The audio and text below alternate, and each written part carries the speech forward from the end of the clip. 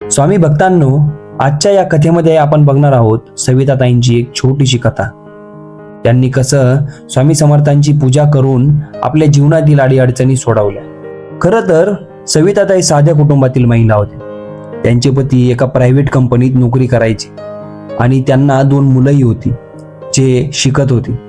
सगळं सुरळीत चाललेलं होतं, पण अचानक त्यांच्या आयुष्यात संकट आलं.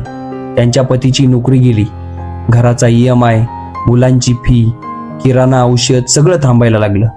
पहिले काही महिने त्यांनी साठवलेले पैसे वापरले आणि ते संपल्यानंतर त्यांनी सोनं गहाण ठेवलं. पण त्यांची परिस्थिती दिवसेंदिवस वाईटच होत चालली होती. सविताताईंचे पती खूप चिडचिडे झाले होते.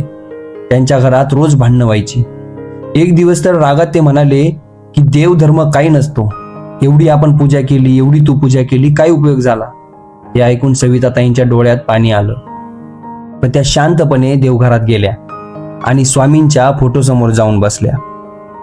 त्या दिवशी त्यांनी मनापासून प्रार्थना केली की स्वामी, माझ्याकडे आता काहीच उरलं नाही, पण माझा तुमच्यावरचा विश्वास तुटू देऊ नका.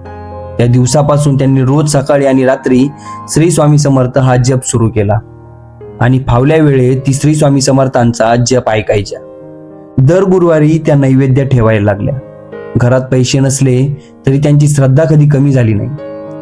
एके रात्री त्यांना विचित्र स्वप्न पडलं. स्वप्नात त्यांनी पाहिलं की एक वृद्ध साधू पांढऱ्या वस्त्रात त्यांच्या घरात आले. त्यांच्या चेहऱ्यावर तेज होतं. ते म्हणाले की काळजी करू नकोस, पुढचे 11 दिवस नामस्मरण कर, तुझ्या घराचे दरवाजे कधीच बंद होणार नाहीत. सविताताई घाबरून उठल्या. त्यांच्या अंगावर शहारे आले होते. त्यांनी लगेच स्वामींच्या फोटोसमोर दिवा लावला. दुसऱ्याच दिवशी एक घटना घडली. त्यांच्या पतीला अचानक जुन्या मित्राचा फोन आला. त्याच्या कंपनीत तातडीने माणूस हवा होता. इंटरव्ह्यू झाला आणि त्याच दिवशी त्यांना नोकरी मिळाली. पगार त्यांना आधीपेक्षा जास्त होता. सविताताईंना आनंद झाला.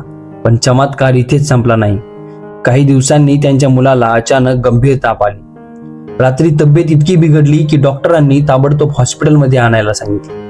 पाऊस खूप होता. रस्त्यावर एकही रिक्षा मिळत नव्हती. सविताताई मुलाला घेऊन रडत उभ्या होत्या. तेवढ्यात एक जुनी पांढरी कार त्यांच्या समोर येऊन थांबली. एक म्हातारा माणूस खाली उतरला आणि म्हणाला की लवकर बसा. त्यांनी मुलाला हॉस्पिटलमध्ये पोहोचवलं. डॉक्टर म्हणाले आणखी थोडा उशीर झाला असता तर परिस्थिती गंभीर झाली असती.